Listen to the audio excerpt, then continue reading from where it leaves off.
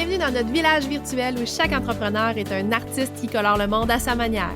À ta couleur, c'est le rendez-vous où on jase de storytelling puis de personal branding, mais avec une twist. On le fait au service des petites entreprises locales. Ici, on célèbre l'unicité. Chaque entrepreneur que je reçois a réussi à enflammer les réseaux sociaux avec son histoire puis sa personnalité unique en son genre. On va décortiquer comment ils ont réussi à tisser des liens solides avec leur communauté, à créer un impact majeur puis à forger une marque qui leur colle à la peau. Que tu sois à la tête d'une petite entreprise locale ou que tu sois un solopreneur, ici c'est ta nouvelle maison puis il y a une place pour toi dans notre village. En solo ou entre voisins, la porte s'ouvrira à des invités ou même à des figures locales qui ont réussi à faire de leur entreprise ou de leur petit coin de pays le nouveau point de rendez-vous de la communauté. Alors rentre, fais comme chez toi et laisse-toi inspirer.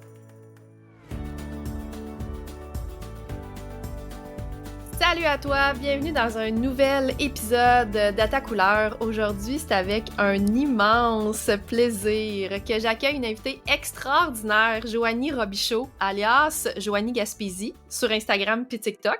Joanie, bienvenue officiellement sur mon podcast. Merci!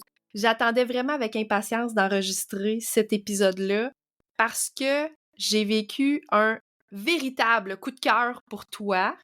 La première fois qu'on s'est vu, en fait, au WAC à Québec. Mm-hmm. Le Web à Québec, pour ceux qui ne connaissent pas, un événement de 4 jours qui est organisé par Québec Numérique. Et je suis tombée sur toi, par hasard, là-bas, parce qu'il faut dire qu'on est quand même, c'est quoi, 1000 Oui, plus de 1000, là. Quand même beaucoup de monde. Fait que la chance qu'on a eue de se rencontrer parmi autant de monde, quand même, on était dû. Moi, c'est de même, j'ai pris ça. J'ai eu un véritable coup de cœur pour toi parce que t'es la fille des régions par excellence. N'est-ce pas? C'est un bon terme, je pense, pour me décrire. Ouais. C'est comme ça je pense qu'on te surnomme aussi. Je pense que c'est comme ça aussi que t'aimes te surnommer, Oui. te nommer. Puis tu vois, moi, en quelque sorte, je suis la fille des villages. La fille du village. Mm-hmm. Fait que toi, la fille des régions, moi, la fille des villages. Un village rural quand même, un petit village dans mon cas, Saint-Prosper de Champlain. Toi, t'es dans la baie des Chaleurs en Gaspésie, c'est bien ça? Hein? Très rural aussi. Très rural aussi. Fait qu'on a quand même plusieurs points en commun. On est loin des grands centres, disons. Tout à fait. La dernière fois qu'on s'est parlé, on s'est parlé par clips vocaux, on s'est parlé sur les médias sociaux, puis on s'est rendu compte qu'on avait plusieurs points en commun, plusieurs choses similaires, même que des fois, c'était quand même drôle parce que tu publiais des choses sur tes médias sociaux, puis moi, j'en avais parlé comme dans la journée dans mon infolettre, où j'avais un post de programmé pour le lendemain sur le même sujet. C'est quand même assez étrange. C'est quand je dis qu'il y a quelque chose qui s'est passé, là, côté vision du monde entre toi et moi. Fait que pour moi, c'était hyper important de t'inviter sur mon podcast parce que je me suis dit, mon Dieu, ça va faire une super de belle discussion, c'est sûr et certain. Ça me fait tellement plaisir d'être là. Merci. Ben, tout le plaisir est pour moi. J'étais vraiment contente que tu acceptes, vraiment. Mais là, avant qu'on rentre dans notre discussion plus profondément, parce que je sens que ça va l'être, laisse-moi te présenter quand même à mes auditeurs qui te connaissent peut-être pas. Donc, en seulement 1 an et demi, toi, tu as capté l'attention de milliers de personnes avec tes vidéos vibrantes sur la Gaspésie, ta région de cœur. T'es consultante en communication, t'es basée à Bonaventure, c'est dans la baie des Chaleurs, c'est bien ça. Oui. Puis tu t'es donné comme mission de partager la beauté de la Gaspésie puis de briser les stéréotypes qui lui collent à la peau. T'es pas une novice dans le monde numérique, mais pas du tout. Ça fait une 15aine d'années déjà que tu utilises les réseaux sociaux puis le web pour chanter les louanges de ta belle région. Après des études en journalisme à Montréal et en développement régional à Rimouski, tu as pris la décision de revenir aux sources, en Gaspésie, pour y élever tes enfants, attirés par le rythme de vie paisible et la beauté envoûtante de la baie des Chaleurs. Tes talents en communication t'ont mené à occuper des postes d'agent de communication et des médias sociaux dans le milieu municipal. T'as lancé la ville de Rimouski sur les réseaux sociaux. T'as géré avec brio les communications en temps de crise de la MRC de Bonaventure. Donc, quand on parle d'en temps de crise, on parle de la fameuse pandémie. Chez Vivre en Gaspésie, t'as capturé et t'as diffusé l'essence de cette magnifique région que t'adores, prouvant que la passion et la créativité peuvent faire rayonner les régions loin des grands centres. Prépare-toi à être inspiré par son amour contagieux pour sa région, son énergie débordante et son approche authentique de la vie. Joanie Gaspésie, Joanie Robichaud. Je sais pas comment t'appeler, un ou l'autre, les gens vont te reconnaître assurément. Est-ce que j'ai oublié quelque chose d'important, Joanie, à mentionner à propos de toi? Je pense que tu as vraiment bien saisi mon essence dans ta présentation. Puis, tu le disais, il y a quand même plusieurs points qu'on a en commun, justement, dans cette présentation-là. Oui, c'est vrai, absolument. Oui, t'es la fille des régions, moi je suis la fille des villages. T'as grandi en Gaspésie, c'est ça Oui, que j'en ai compris. Tu exactement. vois, moi j'ai grandi dans un petit village aussi, petit village d'à peine 300 âmes. Ouais, la vie éloignée, rurale. Dans mon cas, c'était sur le bord d'une rivière. Toi, c'est plus sur le bord de la mer. Mais il en reste pas moins que, effectivement, le concept de communauté solidaire, le concept de proximité, de Mhm. chaleur, d'entraide, en tout cas, tous ces mots-là, je pense que ce sont des mots qui nous font vibrer, toutes les deux. Absolument. Je pourrais pas Ouais. mieux dire.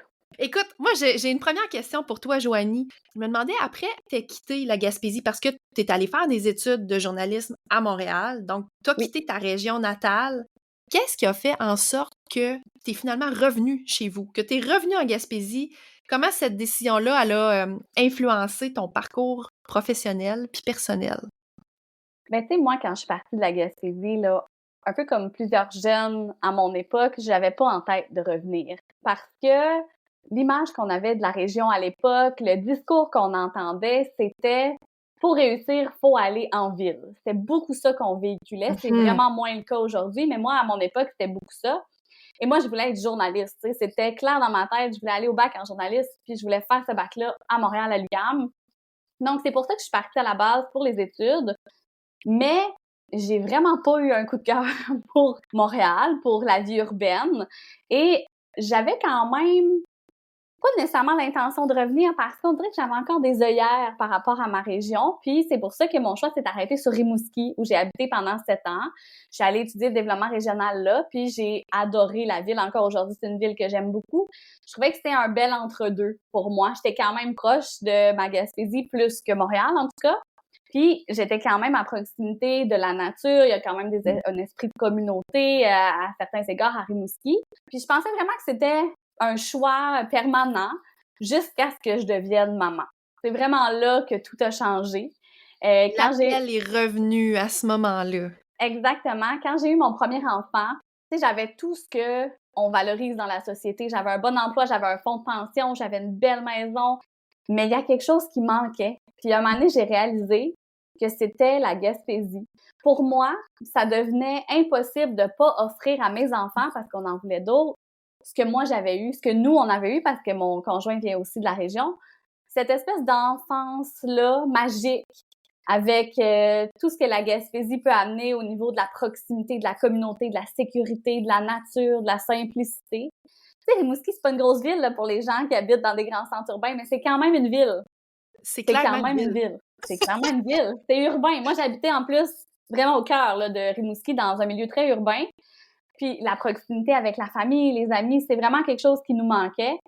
C'est devenu très clair dans ma tête à ce moment-là que je devais revenir en Gaspésie. C'est apparu comme une vision, comme la réponse à mes questions. Puis à partir de ce moment-là, ça n'a pas pris beaucoup de temps avant que la maison soit en vente, disons, avant qu'on revienne en Gaspésie.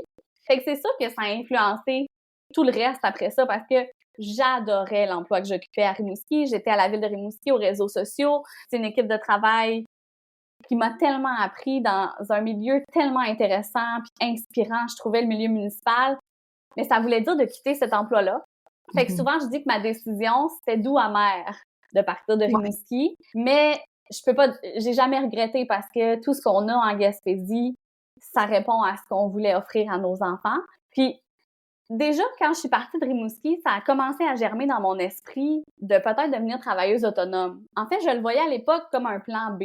Je me disais, si je trouve rien, je pourrais me lancer à mon compte. Parce que j'avais encore, puis ça fait pas si longtemps que ça, des œillères ou des préjugés ou des idées préconçues par rapport à la Gaspésie. Tu sais, je me disais, est-ce que je vais retrouver une carrière intéressante en Gaspésie? Alors que, bien franchement, j'ai jamais eu autant d'opportunités professionnelles depuis que je suis en Gaspésie parce que c'est tellement dynamique comme milieu, il y a tellement de possibilités. Donc, j'avais commencé à y penser. Finalement, ça a pris un petit peu plus d'années avant que je décide de me lancer à mon compte. Mais le fait d'être revenue en Gaspésie, ça a vraiment été le déclencheur de plein de choses dans mon parcours. Tu sais, Joanie, je souris depuis tantôt, là. C'est fou à quel point c'est ça pour moi aussi. Ça a été la même affaire. Ça a vraiment été ça, moi aussi. C'est ça. Enceinte de mon fils. cette envie-là, elle a toujours été là, elle m'a toujours habité, j'ai toujours voulu revenir en campagne pour ma part. Non pas là où j'ai grandi, mais peu importe, cet esprit de village-là, cette ambiance-là, c'est ça que je recherchais. Puis moi aussi, je suis partie en ville pour les études. J'y ai resté parce que qui trouve mari trouve pays, bon, hein? Parce que moi, mon conjoint ne vient pas d'un village, ne vient pas d'un endroit rural. Donc, enceinte, moi aussi, c'est comme si j'ai eu l'appel. Puis tout ce que tu as dit, t'as dit cet appel de la nature-là, de cette proximité-là, de cette, je vais rajouter entraide, solidarité, cet esprit de Vraiment. communauté-là qui est si fort et riche dans, je vais dire, les milieux ruraux, les villages, la campagne, bref, appelez-le comme vous voulez. Cette envie-là de faire vivre ça à mon fils, ce que moi j'ai vécu en campagne, parce que moi, je trouve que ça a été le meilleur environnement pour grandir. J'avais dans l'idée l'école primaire, la petite école où on connaît tout le monde, où il n'y a pas 22 classes de première année. Il y en a C'est une, tellement tu sais. ça. Souvent, là, je dis en blague, là, mais j'imaginais mes enfants grandir. J'étais pas capable de les visualiser au Paul Hubert à Rimouski. C'est comme l'école secondaire 3, 4, 5. C'est une grosse école secondaire, là. Tu sais, il y a beaucoup plus d'étudiants qu'en Gaspésie. Puis, j'étais pas capable de les visualiser. Ça fonctionnait pas pour moi. Puis c'est vraiment à ce moment-là que j'ai réalisé qu'il fallait que je fasse quelque chose. J'étais pas bien. Moi, je suis une personne, quand ça marche pas, faut que j'agisse, là. Fait que rapidement, c'est pour ça que c'est rapidement devenu notre plan de revenir en Gaspésie. Puis ça a vraiment été la meilleure réponse à toutes ces questions-là. Tu sais, nous, on est revenus en Gaspésie en 2019, puis même pas un an après, ben la pandémie est arrivée, puis tout ce qu'on a connu, fait qu'on a tellement été contents d'avoir fait ce choix-là à ce moment-là aussi pour vivre cette période plus difficile-là avec des jeunes enfants dans un milieu rural, justement. On s'est jamais senti confinés ici. Jamais, jamais, là. Écoute, même chose de notre côté. On est arrivé en 2018, c'est quand même spécial dans le village. Puis on s'est passé la réflexion justement durant la pandémie en se disant, hey, on est-tu arrivé juste à temps?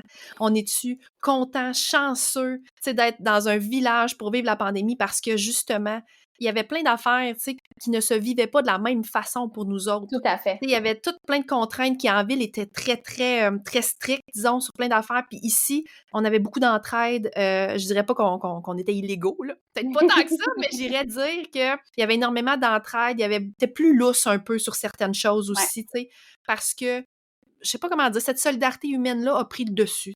Ben oui, puis j'en jasais avec mes amis qui sont toutes en ville. Je suis la seule à être dans une campagne rurale. Puis souvent, elles me disaient, aïe, aïe, MP, tu sais, tu te rends compte comment, wow! Ben oui, je m'en rends compte, je m'en rends vraiment compte, Oui. je le sais, tu sais, je suis au courant, mais puis ça m'a bien gros flashé durant la pandémie, cette chance-là, je veux dire qu'on a eu peut-être, Vraiment. là, parce que ça a fait une différence. Je me suis dit, si j'avais été à Trois-Rivières, c'est là où j'étais avant, ça aurait été différent. Ça aurait été différent avec notre enfant aussi, beaucoup. Absolument, absolument. Tu sais, moi, quand la pandémie a commencé, ma plus jeune, elle avait pas 1 an, fait que j'étais encore dans le postpartum.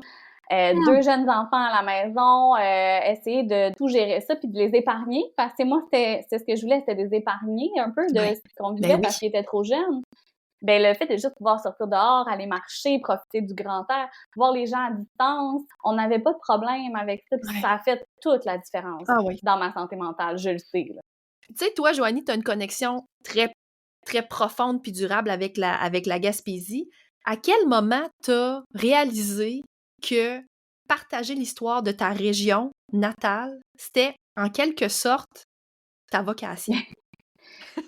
Ça m'a pris quand même beaucoup de temps de réaliser, honnêtement. Je pense qu'une des premières fois que j'ai pris conscience de ça, c'est justement quand j'ai décidé de revenir dans la région, quand je l'ai annoncé dans mon entourage. On m'a contacté, on m'a suggéré de documenter mon parcours. À l'époque, il y avait un blog qui s'appelait Maman Gaspésie qui existe plus aujourd'hui, qui était un blog sur la vie de famille en Gaspésie. Et même si j'étais pas dans la région, on m'a encouragée à documenter toute ma réflexion. Donc, j'ai lancé une série de billets de blog où j'ai vraiment rentré dans toutes les étapes que nous, on a dû faire pour se rendre à déménager en Gaspésie. Puis j'ai rejoint quand même beaucoup de gens avec ça, puis on m'en a parlé beaucoup après, on m'en parle encore aujourd'hui. J'ai mis les billets sur mon site web justement parce que on m'interpellait encore par rapport à ça. D'autres personnes qui avaient eu des réflexions similaires ou qui se questionnaient beaucoup parce que, comme plusieurs personnes comme moi, ont grandi à la même époque en Gaspésie, puis là, voudraient revenir, mais est-ce qu'il y a des opportunités? Qu'est-ce que ça a l'air? Des fois, tu sais, la région, elle a changé quand même avec les années. Elle a gardé toute son authenticité, tout ce qu'on aime, mais il y a des choses qui ont évolué. Donc, c'est vraiment à ce moment-là que j'ai comme pris conscience que mes mots résonnaient chez d'autres personnes, puis qu'il y avait une certaine portée. Mais j'ai toujours parlé de la Gaspésie. En fait, je dis souvent que j'ai jamais été autant gaspésienne que quand j'étais à l'extérieur de la région. Quand j'étudiais au bac en journalisme, à chaque fois que je devais faire un travail, je le faisais sur un sujet en lien avec la Gaspésie.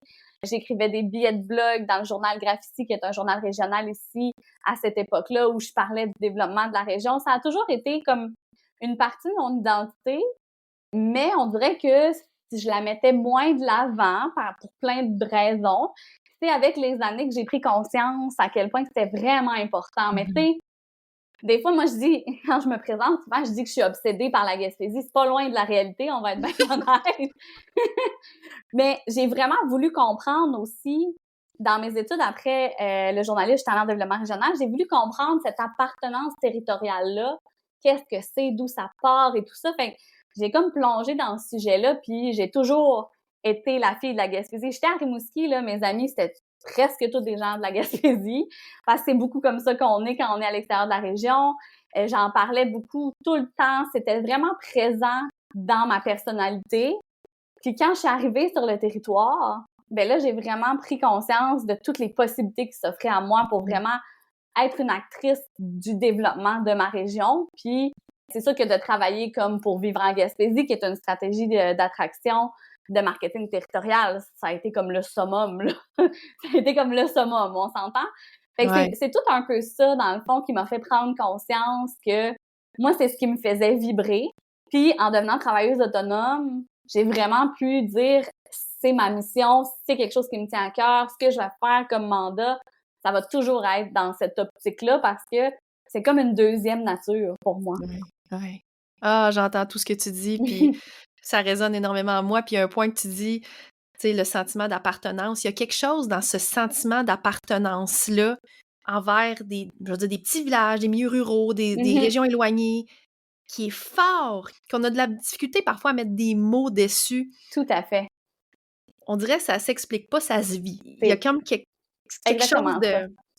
En tout cas, bref, c'est comme ça. Tu vois, j'en parle les mots tellement, je ne sais pas comment l'expliquer, mais il y a quelque chose là qui est vibrant, puis c'est un sentiment d'appartenance qui va, je pense, au-delà de d'autres types de sentiments d'appartenance. Il y a quelque chose là. En tout cas, je ne sais pas si tu as étudié ça, Joanie, mais il y a de quoi de fort, puis ça nous ramène souvent. Tu sais, je pense que moi aussi, c'est ce qui m'a ramené en campagne. Puis moi, je me vois comme, tu sais, quand tu disais, t'es obsédée par la Gaspésie.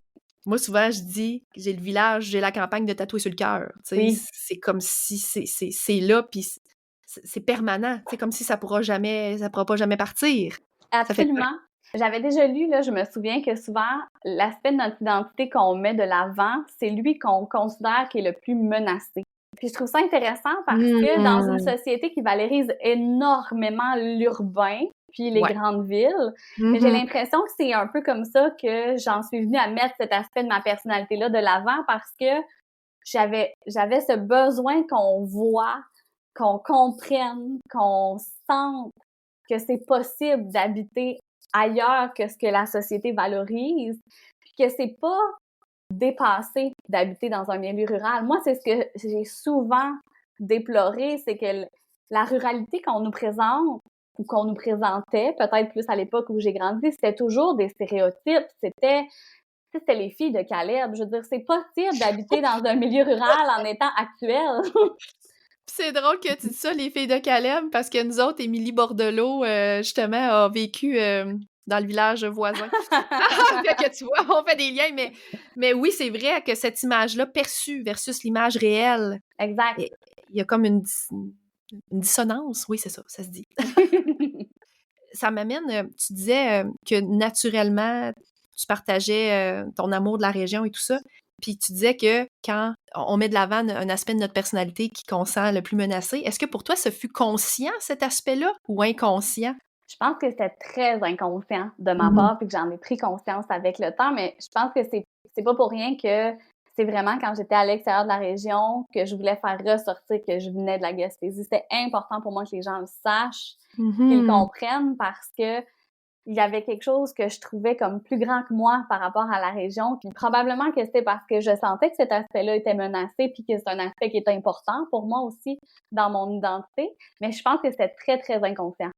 Ouais, puis en cours de route, t'as pris conscience Tout à fait, exactement. de cet élément-là qui t'a forgé à quelque part, puis qui fait partie de ton histoire. Là, on y arrive, là, à cet élément-là qui fait partie de ton histoire personnelle. Puis t'as une connexion, on le sait, qui est très profonde avec ta région, tout comme la mienne l'est avec les villages. Comment cette connexion-là, ça influence ta manière de raconter des histoires, la manière aussi de promouvoir ton image? Je suis curieuse de t'entendre là-dessus. Mais tu sais, en fait, je m'inspire beaucoup de mon quotidien, ma réalité, parce que je me rends compte que j'ai toujours raconté des histoires. Puis, tu sais, je suis pas la seule dans la région qui a toujours raconté des histoires. Je pense que ça vient aussi avec l'histoire, la culture de nos régions, là, de raconter ce qu'on vit. Mais c'est que je me suis rendu compte à un moment donné que quand j'étudiais en journalisme, je racontais les histoires des autres. Moi, ce que je voulais, c'était raconter mon histoire. Puis c'est là que j'ai compris que c'était pas en journaliste qu'il fallait que j'aille au final. C'est pas pour rien que je suis pas devenue journaliste. Parce que ça, c'est plus de la chronique, mettons, moi, que je voulais faire. Puis ça ressemble à ce que je fais aujourd'hui, en fait. Ouais. Puis un peu comme je disais tantôt, le fait de grandir dans un Québec rural, mais de jamais voir ce modèle-là, j'ai vraiment trouvé ça difficile. Parce que tu sais, je lis beaucoup, tous les livres que je lisais quand j'étais ado, ça se passait en ville, tous les films, tout était concentré puis valorisé en ville. Puis on glorifiait vraiment le mode de vie urbain, c'était la chose à atteindre. Sauf que justement, quand moi je l'ai atteint, que je me suis rendu compte que ça me convenait pas, ben là, tu sais, tout ce que j'ai appris me convergeait vers ça, puis tout d'un coup, ça marche pas. Fait que j'ai été obligée de déconstruire certaines choses, justement. En faisant ce travail-là, ben j'ai compris plusieurs choses que je prends plaisir à partager avec les gens parce que j'aime ça, échanger avec les gens sincèrement. Moi, le rencontrer des gens puis jaser, comme on a fait au WAC, là, ben ça, je fais ça tout le temps avec tout le monde. C'est plus fort que moi. Tu penses-tu que ça, là, c'est un trait des personnes, justement, plus grands ou plus proéminents, des personnes qui viennent des régions rurales? Tu penses ça?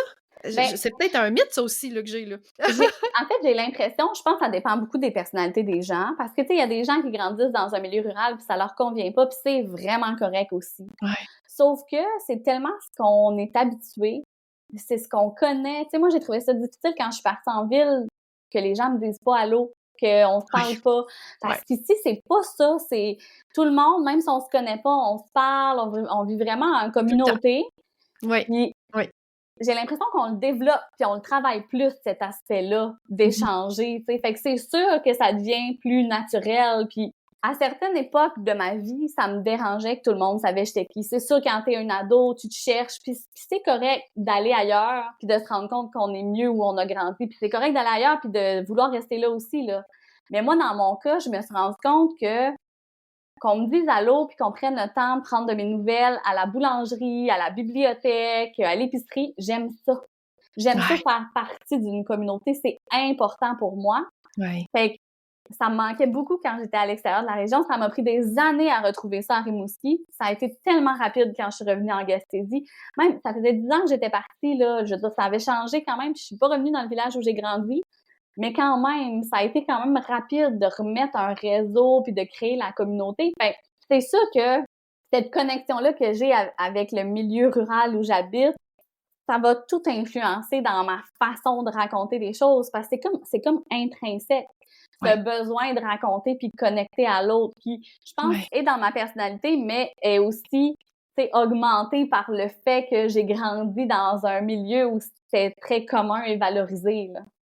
Tout ce que tu dis, je le vis moi aussi en village, c'est drôle parce que c'est ça, tu sais, quand tu dis ici, on salue les gens sur le trottoir, tout le monde, qu'on les connaisse ou pas. Dans mon cas, je les connais tous parce qu'on est un petit village de moins de 500 habitants, on se connaît tous parce qu'il y a des fêtes au village, la fête d'automne, la fête de Noël, le festival des sucres, bref, c'est toujours le même monde. Le festival de la balle nationale de Saint-Prosper. Bon, mais tu sais, c'est vrai qu'on est comme entraînés. Très jeune. Moi aussi, quand j'étais très jeune, je me rappelle encore, je faisais de l'équitation avec mon père, une passion qu'on partage, lui et moi, puis on passait dans le village, parce qu'on a toujours été dans le village à cheval. Je me rappelle que les gens sortaient sur leur galerie pour nous saluer. On les connaissait tous. Écoute, on était dehors, eux autres étaient en dedans, ils sortaient pour nous saluer. C'est quand même exceptionnel, là, c'est quand même extraordinaire, tu sais. C'est encore présent, ça, beaucoup dans moi. C'est comme naturel parce que on a vu ça. Puis c'est aussi ça que je voulais que mon fils découvre, cet aspect-là de la campagne, du village. Puis t'as dit quelque chose de vraiment intéressant. T'as dit, tu sais, quand je suis revenue en Gaspésie, cet esprit de communauté-là, très fort, chose que j'ai peut-être pas vécu, ça a pris plus de temps en ville, tu sais, j'avais pas réussi à atteindre. C'est la même chose pour moi, puis pour t'imaginer ça, tu sais, quand on est arrivé à Saint-Prosper, nous autres, c'était le 27 octobre 2018, je vais toujours m'en rappeler, parce que ça a été marquant quand même dans mon histoire, mais aussi parce que le matin de notre déménagement, la cafetière a décidé qu'elle nous lâchait, ce matin-là. C'est une grosse journée qu'on avait, on s'entend, là, une grosse journée de déménagement. On déménageait pas avec des déménageurs, là, fait que c'était nous autres qui allaient forcer cette journée-là. Puis tu vois, on est arrivé à Saint-Prosper, puis là, tu sais, on était en manque de caféine, on va se le dire. Hein? C'est ouf, grosse journée. On avait fait commander un buffet chez nos voisines. Nos voisines, c'est les Mademoiselles Cossette. On a la chance d'habiter en plein cœur du village, vue sur l'église, puis à côté du petit commerce qui s'appelle les Mademoiselles Cossette. Et on avait fait préparer, c'est ça, un buffet pour tous les gens qui nous avaient aidés. Puis quand je suis allée chercher ça chez les filles, je leur raconte cette histoire-là, tu sais, je leur raconte ça. Puis comme je m'en reviens chez nous, 2 minutes après, ça cogne à la maison. Les filles sont là avec du café, une cafetière. Puis là, je suis comme, je les connais pas, là, tu sais, les premiers contacts avec les Mademoiselles Cossette, mes voisines. Puis on dit, regardez, prenez la cafetière, vous allez en avoir de besoin demain matin, vous allez en avoir besoin ce soir, vous nous le ramènerez quand vous en aurez nouvelle. Aïe aïe! Merci, les Mademoiselles Cossette, c'est ça. C'est tellement ça. C'est tellement ça, l'esprit de communauté, en fait. Exact. C'est fort. Et puis là, j'ai envie qu'on parle de TikTok, Joanie, de ce réseau-là, parce que toi, tu as réussi à créer un méga buzz autour de la Gaspésie sur TikTok. Comment tu utilises les spécificités de cette plateforme-là, TikTok, pour raconter des histoires qui captivent autant puis qui engagent autant? Mais tu sais, TikTok, ce qui est le fun avec cette plateforme-là, selon moi, c'est vraiment son algorithme. Parce que le discours que j'ai sur TikTok, là, c'est le même que j'ai depuis 10 ans sur toutes les plateformes que j'utilise. C'est juste qu'avec l'algorithme, je réussis à rejoindre les gens. Puis c'est ça que je trouve qui est intéressant, c'est que les gens, ils sont intéressés à entendre parler de ça. Mais quand on laisse les médias traditionnels décider, des fois, ben c'est pas nécessairement un sujet qui va retenir l'attention. C'est vraiment avec cet outil-là, TikTok, que j'ai réussi à ouvrir mon discours plus loin que la région. Je pense que j'ai peut-être une facilité aussi à raconter des histoires de façon ludique, de façon intéressante. J'utilise beaucoup l'humour. Oui. Mais ça fonctionne bien sur TikTok, justement, puis j'ai réussi à créer une belle communauté, mais à rejoindre des gens qui sont, tu sais, des fois en Abitibi, en Acadie, qui vont vivre des situations très similaires à ce qu'on vit en Gaspésie, qui vont être contents de voir leur réalité dans des médias de masse, parce que c'est beaucoup ça, on se voit pas dans les médias de masse, des fois, quand on habite en milieu plus rural ou en région plus éloignée. On entend parler de ce qui se passe en ville. Je fais souvent des exemples là, de... Si on nous dit la météo, je veux dire, moi, si on me dit la météo de Gaspé, là, moi, j'habite à 2h30 de Gaspé. Là. Pour moi, c'est l'équivalent d'être à Montréal puis qu'on me dise la météo de Québec. Là, ça me sert à rien. Oui. Ça me sert à rien. Fait, je fais beaucoup d'exemples de trucs comme ça. Puis je pense que ça rejoint beaucoup les gens parce que, tu sais, c'est ce qu'ils vivent au quotidien, en fait. Mon approche est très ludique dans le sens que je veux toujours éduquer, mais de façon sympathique, de façon bienveillante, de façon humoristique. Jamais dans la moralité. Non, c'est ça, tu sais. C'est correct, ça convient pas à tout le monde, mais je pense que ça pourrait convenir à beaucoup plus de gens s'il y avait la bonne information. C'est vraiment comme ça que moi, je vois les choses. Puis j'adore TikTok pour ça. C'est vraiment une plateforme que j'ai appris à beaucoup aimer parce que ça permet justement d'avoir une belle communauté puis des beaux échanges. Là. Je suis vraiment chanceuse par rapport à ça. Je voyais des articles dans les médias traditionnels, dans les journaux. Une Gaspésienne fait fureur sur TikTok, puis il y en avait quand même plusieurs. C'est drôle quand même que t'es partie de journaliste à te lancer en affaires. T'es passée du média traditionnel aux médias plus numériques, puis là, c'est les médias traditionnels qui parlent de toi, de ton histoire. Ouais. C'est drôle quand même, hein? Tout est dans tout, hein? Ah, tout est dans tout. Puis tu sais, toi, en tant qu'experte en communication, comment tu perçois justement ce rôle-là des réseaux sociaux puis du storytelling dans la création de ce fameux sentiment d'appartenance-là dont on a parlé, ce sentiment d'appartenance communautaire, parfois même, en particulier dans les régions plus éloignées comme la Gaspésie? Ça fait longtemps que j'ai compris que les réseaux sociaux, c'était vraiment un outil ultra intéressant pour les régions plus éloignées. Parce que, tu sais, pour moi, les réseaux sociaux, quand on parle de territoire, c'est le prolongement de communautés qui existent déjà. Fait que, tu sais, ça permet de prendre ces communautés-là puis de les faire vivre au-delà de la vraie vie, mais au-delà des limites du territoire. Fait que, tu sais, des fois, ça va interpeller des gens qui ont connu ces communautés-là, mais qui sont plus dans ces communautés-là. Puis ça, j'ai vraiment pu l'explorer quand j'étais dans l'équipe de Vive en Gaspésie parce que c'était exactement ce qu'on faisait, tu sais. Il y a une grosse communauté sur les réseaux sociaux qui gravite autour de la Gaspésie, qui est fière de venir de la Gaspésie ou qui est venue en vacances en Gaspésie puis qui aime la région. Puis les réseaux sociaux permettent de continuer cette appartenance-là. Ouais. Puis En dehors des frontières, à exactement. l'extérieur. Un bel exemple, justement, c'est la journée de la Gaspésie. Au début de chaque mois de juin, ça fait plus de 15 ans, il y a la journée de la Gaspésie. À chaque année, là, il y a un déferlement de bleu sur les réseaux sociaux. Les gens soulignent le fait qu'ils viennent de la Gaspésie ou qu'ils ont un lien avec la Gaspésie, portent du bleu, prennent en photo, partagent leur fierté.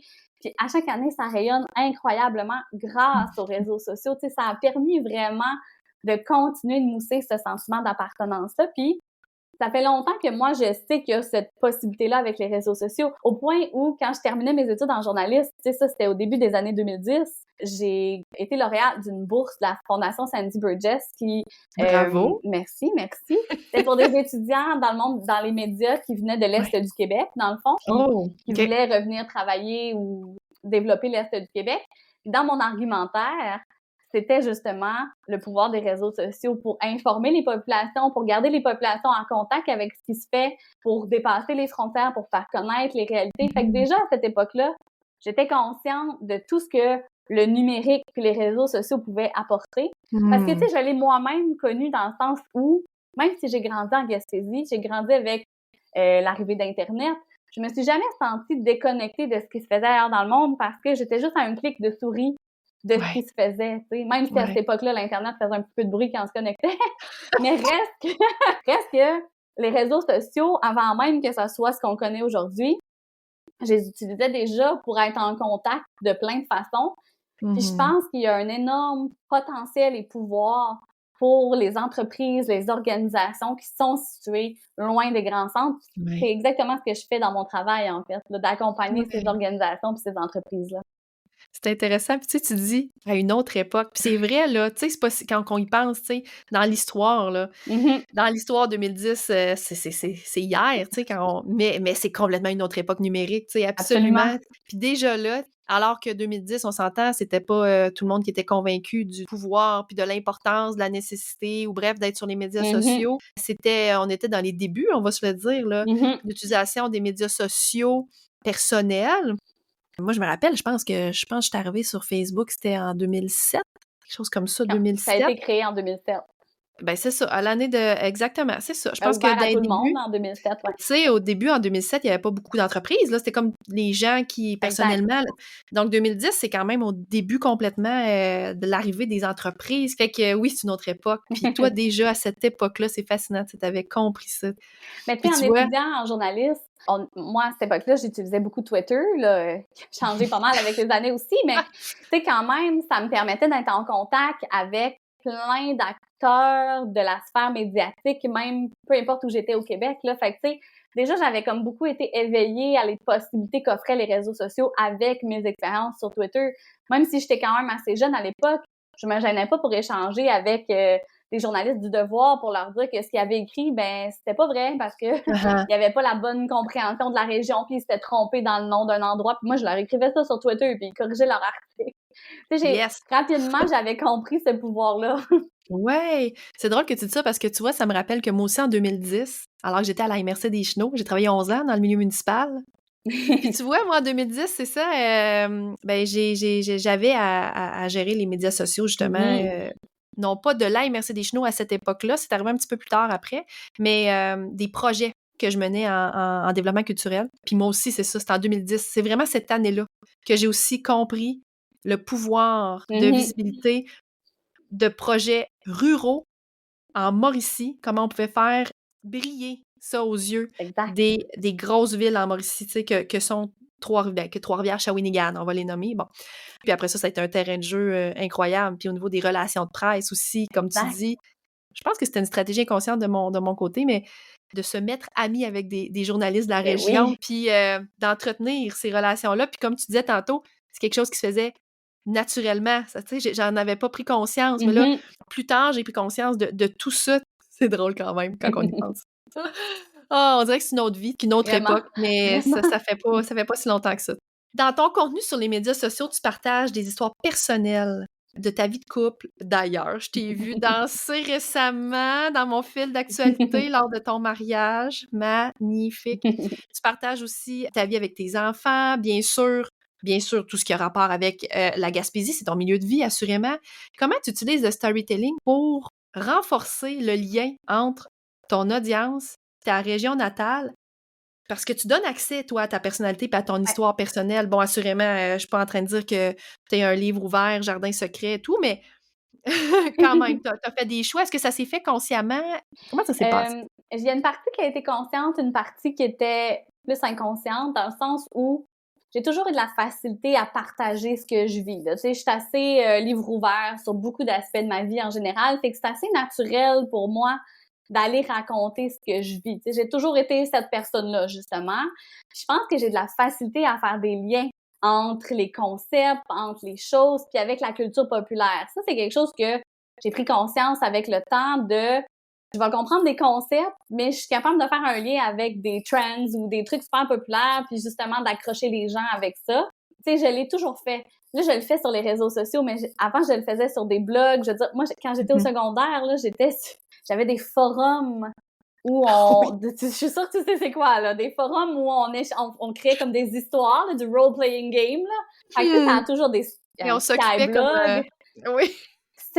J'ai toujours été dans cet univers-là. Ça a toujours fait partie de moi, mais c'était pas mon activité professionnelle, tu sais, nécessairement, mais ça a toujours été là. J'ai vraiment longtemps eu des blogs. Tu sais, j'aime ça, les histoires. Justement, je suis une grande lectrice. J'ai toujours été captivée par les histoires, intéressée par ça. Puis, je pense que j'ai comme une hypersensibilité que je suis capable de canaliser, justement, pour raconter des histoires. Dis-moi pas que t'es hypersensible, Joanie. Je commence à y penser, à voir mes enfants, disons. Mais il y a une partie qui a été consciente aussi, c'est que quand j'ai fait le choix de revenir en Gaspésie, j'étais très consciente que les réseaux sociaux, on les utilise pas de la même façon que dans les milieux urbains. Ici, Ouais. les réseaux sociaux, c'est le prolongement de communautés qui existent déjà. Donc, Oui. même dans ta vie professionnelle, les gens vont t'ajouter sur les réseaux sociaux. Puis même si toi, tu veux pas le faire, c'est comme ça que tout le monde fonctionne. Fait que j'ai fait des choix stratégiques où il y a certains accès qui sont disponibles. Tu sais, j'ai comme tout géré ça comme il faut. Puis il y a des choix que j'ai fait aussi avec ce que je partage. Parce que pour moi, l'authenticité, c'est pas de tout dire. Non. C'est tout ce que je dis, c'est vrai, mais je vais pas parler de tout. Tu sais, le visage de mes enfants, on les voit très peu, c'est volontaire. C'est difficile pour les gens de savoir où j'habite en Gaspésie. Ça a pris beaucoup de temps avant que je nomme le village. Ouais. Puis, tu sais, je reste quand même floue souvent sur ça. Le travail de mon conjoint, c'est un travail atypique. J'en parle très peu. Tu sais, il y a des aspects comme ça que je me suis dit, ça, j'ai pas besoin nécessairement d'en parler. Allez là. Ouais. C'est ça, exactement. Mais ça a été conscient pour plein de raisons. Mais après ça, je suis quand même capable, je pense, de trouver une façon de capter l'attention des gens, de trouver des sujets qui les intéressent, de discuter avec les gens. Tu sais, ce qui m'inspire, c'est un peu tout, là. Des fois, c'est une discussion très banale avec une personne, puis ça va me créer quelque chose, puis je me dis, peut-être que ça peut être intéressant, tu sais. Puis moi, j'ai une belle qualité, je pense, c'est que... T'en as sûrement plus que... Mais j'ai pas peur d'essayer des choses. Tu sais, moi, je suis du genre à me lancer puis me dire, j'espère que c'est pas trop haut. Ça me dérange pas d'essayer. Je verrai sur le chemin de la descente si j'ai à construire un parachute, puis s'il plein va s'ouvrir ou pas. Ouais. Fait que je pense que des fois, c'est juste le fait que moi, je le fais, puis que j'essaie, contrairement à d'autres qui, des fois, vont être moins certains. J'ai comme cette capacité-là de faire, au pire, ça fonctionnera pas, c'est pas grave, tu sais. J'ai envie de savoir, c'est quoi l'histoire ou le projet dont tu es la plus fière? Puis pourquoi tu penses que ce projet-là ou cette histoire-là que tu vas raconter a résonné si fortement avec ton audience? Je pense que quelque chose qui me rend vraiment fière, c'est justement ma série de billets sur mon retour en Gaspésie que j'ai publié à l'époque parce que c'était la première fois que je parlais de certaines vulnérabilités, que Mhm. j'allais vraiment dans le côté plus personnel, où j'expliquais, tu sais, que même si en apparence, j'avais tout ce que j'avais besoin pour être heureuse, il y avait quelque chose qui me démangeait. Il y avait quelque chose qui était pas nécessairement à sa place. Puis, tu sais, Un vide à combler. exactement. Puis de remettre en question le modèle qu'on nous a présenté, ce qu'on attend de soi. C'était la première fois que j'allais là puis que j'en parlais publiquement. Puis je pense que d'avoir été dans ces zones-là de façon très authentique, ça a vraiment permis de raisonner avec d'autres, majoritairement d'autres femmes de ma génération qui vivent le même type de questionnement. Tu sais, c'est encore des choses que je vis aujourd'hui quand je partage certaines réflexions par rapport à certaines vulnérabilités. Je pense que je réussis à connecter beaucoup avec des femmes qui ont grandi avec les mêmes modèles que moi, où on nous dit qu'on peut tout faire, qu'on peut tout avoir, mais que finalement on se vire de bord, puis que on a des enfants, une carrière, puis on essaie de tout faire, mais finalement, on est juste une personne, puis c'est difficile des fois là, de tout faire, puis il faut faire des choix, puis toute cette réflexion-là, fait que ça me rend vraiment fière d'avoir réussi à rejoindre les gens avec mes mots par rapport à ça. Puis tu sais, on m'en parle encore aujourd'hui là, puis à chaque fois ça me touche énormément les gens qui prennent le temps de m'écrire sur les réseaux sociaux ou de m'envoyer des courriels pour me dire j'ai lu ta série de billets, ça a tellement résonné en moi. Je m'en viens en Gaspésie l'année prochaine, je viens d'arriver, ça m'a inspiré, ça m'a donné la confiance, tu sais, ça me touche énormément de voir que je peux influencer de parfaits étrangers juste avec mes mots. Pour moi, c'est ultra gratifiant, là. Puis longtemps après. On va se Oui, le dire, ça fait longtemps que ces ouais, billets-là ont été écrits, là. oui. Fait qu'on s'entend que c'est du contenu longue durée, là, une longue traîne, là. Très Ça, longue c'est la durée. preuve que waouh, c'est impressionnant quand même, oui. Mmh. Puis, quel conseil, toi, tu donnerais à justement quelqu'un qui souhaite utiliser ses talents de communicateur, comme toi, pour promouvoir sa région ou sa communauté? J'ai envie de dire que de se concentrer sur ce qu'on aime, sur le positif, sur ce qui nous fait vibrer nous, c'est la meilleure façon de fonctionner à long terme. Parce Mhm. que des fois, ça peut être facile de vouloir entrer dans les comparaisons, d'aller dire que c'est mieux ici qu'ailleurs, de constamment être en dualité avec d'autres réalités, mais je pense pas que ça va être payant à long terme de faire ça Ouais. pour personne, tu sais, parce que au final, chaque réalité, chaque région convient à plein de gens différents pour plein de raisons. Mais quand on est capable justement de mettre de l'avant ce qui nous attire de notre région, de notre communauté, qu'est-ce qui nous fait vibrer, ben ça vient tellement d'un endroit qui est vrai, puis qui est juste, que ça va résonner auprès des gens, puis surtout ça va résonner dans le temps, tu sais, ça va durer plus longtemps. C'est sûr que des fois, tu sais, tu te dis, ah, moi, si je présente ça de cette façon-là, ça va être intéressant, ça va devenir viral, les gens vont en parler beaucoup. Oui, mais l'important aussi, des fois, c'est de se dire, justement, comment est-ce que je peux rester pertinent à long terme? Puis, c'est ce Ouais. que moi, j'ai toujours essayé de faire. Puis, je pense que c'est une des raisons pourquoi mon discours, je crois, est encore pertinent, même si ça fait 10 Mhm. ans que j'ai le même. C'est Mhm. parce que je mets de l'avant des aspects qui, moi, me font vibrer, que je trouve intéressants, pertinents, qui, tu sais, si je veux comparer ou si je veux expliquer en fait certains préjugés ou démystifier des trucs, ben je vais plus donner l'information, je vais trouver une façon humoristique d'en parler, mais jamais sans dénigrer ailleurs, jamais en jugeant les Ouais. gens qui pensent pas comme ça. Mhm. Fait que je pense que ça, selon moi, c'est vraiment une bonne façon de faire quand on veut mettre de l'avant notre région ou notre communauté, là. Partir de soi Exactement. et non Exactement. pas partir de ce que les autres pourraient penser, dire. Écoute, je suis totalement d'accord avec toi, c'est un discours que j'ai aussi, effectivement. Partir de soi, puis quand ça nous fait nous-mêmes vibrer d'avance, Exact. c'est la meilleure façon de faire vibrer les autres aussi autour, tu sais. Puis, tu parles de tendance, tu sais, parce qu'il y en a qui vont choisir leur contenu sur des tendances, sur qu'est-ce que Mhm. les gens veulent entendre, sur ce qui est populaire à un moment X. Puis ce que j'entends de ce que tu dis, puis ce qui me fait beaucoup vibrer moi aussi, c'est non, on va pas adopter un discours parce que les autres, Exactement. ça part de nous, c'est Mm. notre discours, puis Tout on à verra, fait. tu sais. Tu sais, un bel exemple de ça, mettons, moi, quand je me suis lancée sur TikTok, j'ai fait pratiquement aucun trend, là. C'était pas quelque Mhm. chose qui m'interpellait parce que je trouvais que c'était difficile à utiliser dans le message que je voulais passer, mais ça m'a pas empêché d'avoir des vidéos qui rayonne quand même beaucoup, tu sais, parce que je voyais pas toujours la pertinence de le faire, puis je me suis dit, ben moi j'ai envie de partager ça de cette façon-là, puis j'ai envie de dire aux gens aussi, si toi tu y crois puis que c'est important pour toi, fais-le pour toi. Fais-le Ouais. quand même si les autres vont peut-être te dire c'est peut-être pas pertinent. Si pour toi c'est pertinent, ça va sûrement être pertinent pour au moins une autre personne. Ouais. Si pour toi, c'est du contenu de qualité, Exact. et puis toi, t'as gagné cette visibilité-là grâce à ça. Mhm. Et non pas en pensant aux fameux algorithmes nécessairement, en tout cas du moins dès le départ, non pas en calculant stratégiquement comment tu allais percer, tu sais, dans ce réseau-là. Tu as été vrai, puis c'est ce qui a été payant à long terme, à court terme, puis à long terme. Ben je pense que oui. Puis tu sais, justement, quand j'ai retenu un peu l'attention des médias l'année passée, quand ça commençait à plus rayonner, on me posait des questions, justement, c'est quoi tes objectifs, tes statistiques?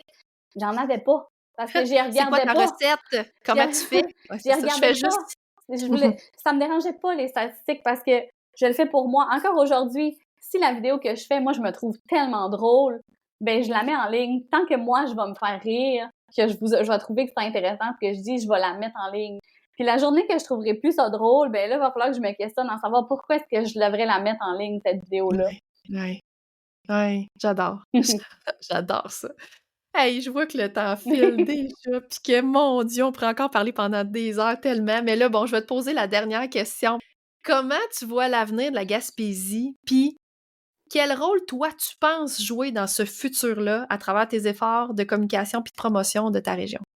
Tu sais, on a tellement prédit que la Gaspésie allait fermer, que la population allait tellement diminuer. On a tellement Entendu ce présenté discours-là? vraiment le pire pour la région. Puis, tu sais, encore aujourd'hui, la tendance démographique, elle a été renversée, mais on va quand même continuer à prédire que ça va aller dans le négatif. Mais c'est exactement pour ça que j'ai confiance en la Gaspésie, parce que, tu sais, les acteurs ici du développement, on est habitués justement à entendre juste ce discours-là, puis à se retrousser les manches.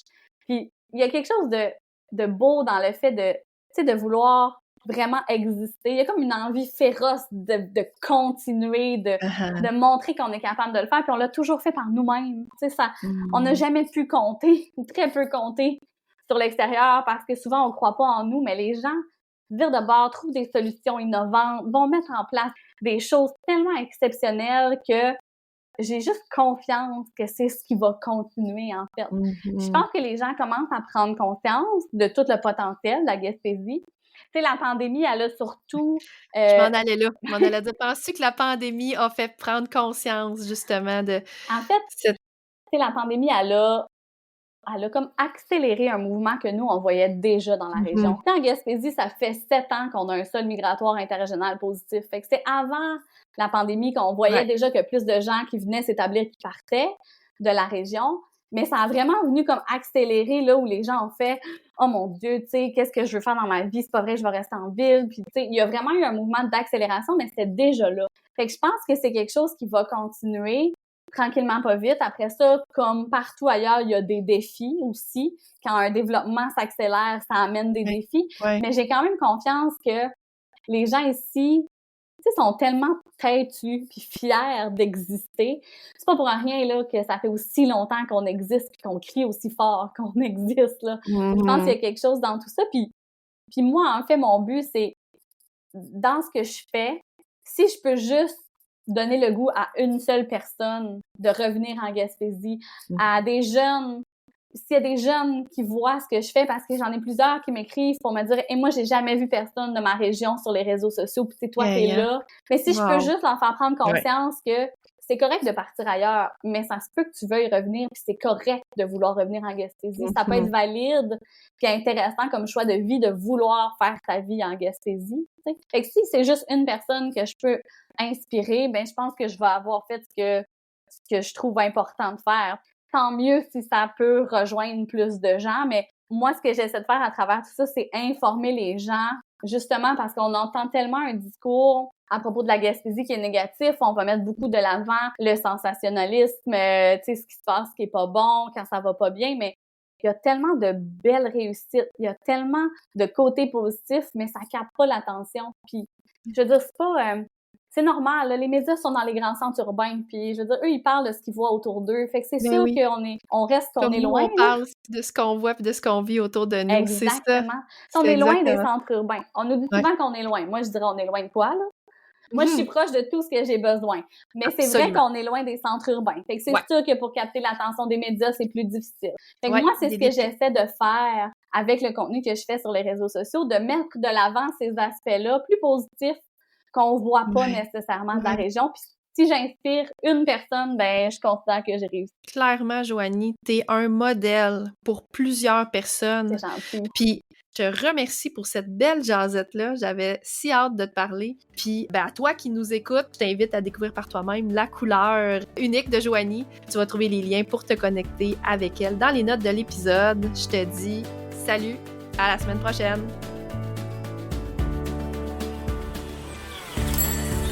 J'espère que tu repars avec de nouvelles idées pour colorer ta propre histoire et pour connecter avec ta communauté. Continue à te démarquer, à créer des liens en apportant ta touche perso.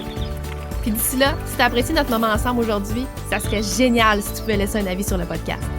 C'est comme un petit signe de la main quand on se croise dans notre village virtuel. Ça me réchauffe le cœur puis ça me donne une meilleure idée de ce qui t'intéresse vraiment.